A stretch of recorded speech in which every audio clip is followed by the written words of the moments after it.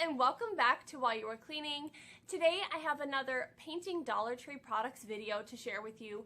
I've done a few of these in the past and I will link those at the end of this video. That way if you enjoyed this video you can go and watch those as well. I hope that you do enjoy today's video. If you do, please hit that like button, please comment and subscribe, and let's go ahead and get started.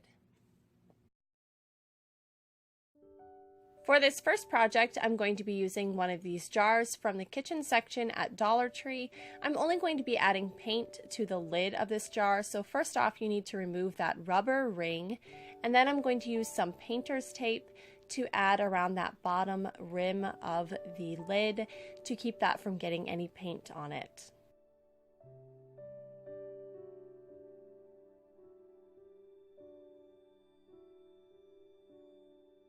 I'm first going to use this Rust-Oleum white primer, and I'm going to add one coat of this to the lid of the jar, and obviously that portion of the jar that has the painter's tape on it will not get painted.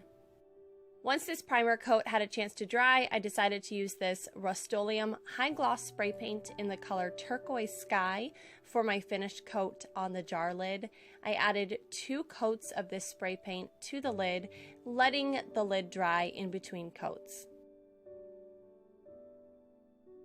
For the next step, we're just going to remove that painter's tape from the lid, and then we're going to add that rubber piece back in place on the bottom of the lid.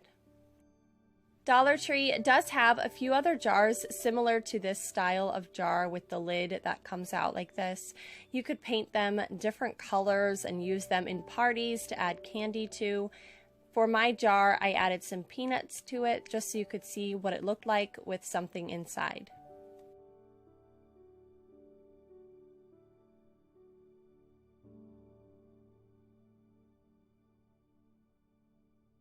The next project is very simple. I'm going to be painting one of these ceramic horses.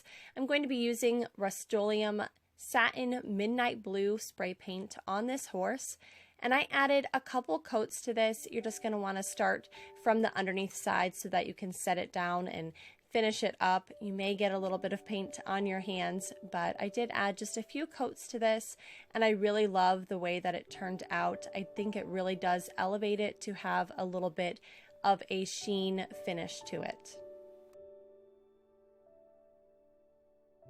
Next, I'm going to be updating one of these magnetic holders that they have out with the school supplies right now. I'm going to be using Rust-Oleum metallic spray paint on this in the color silver.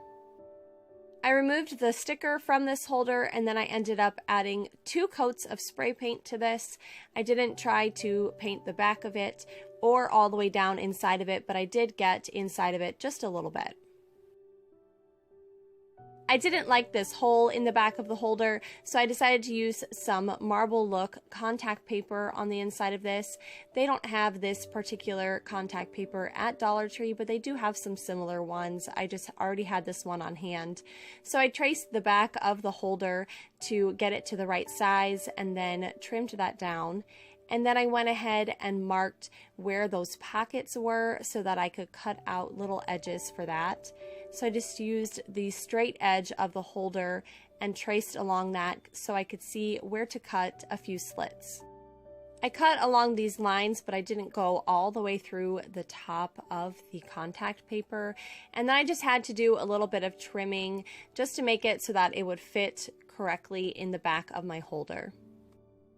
After I had everything trimmed to a good size, I removed part of the contact paper backing so that I could just start a little bit at a time pressing it down. So I just went about halfway up on each of these 3 sections.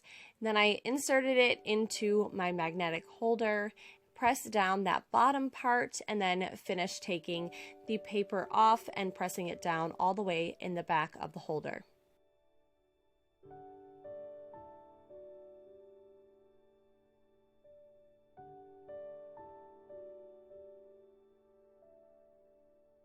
I like how this contact paper covers that awkward hole on the back of the magnetic holder. Here you can still see it because of the light shining through, but once you put it up on a solid surface, you can no longer see that hole and it's not so obvious. I really love the way that this project turned out and how I made it to match my home decor. For the next project, we're going to use a set of these salt and pepper shakers. You're just going to remove the lids from both of these. To paint these, I'll be using this Rust-Oleum Ultra Matte Spray Paint in the color white. I really love this particular spray paint for giving items an antique look. I only added one good coat of spray paint to both of these. Next, I used some ultra fine sandpaper to go over all of the edges of these to give them a little bit more of an antiqued look.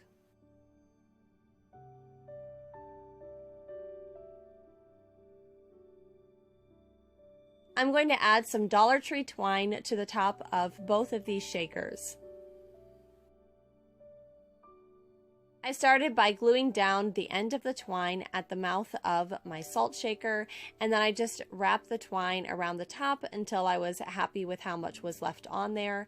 You do have to add a little bit of glue to hold the twine in place, and then make sure that you glue down the end.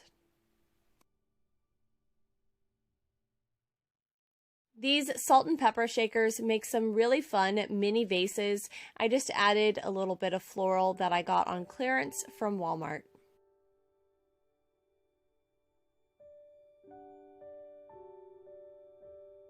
And for my last project, I'll be painting one of these rectangle baskets.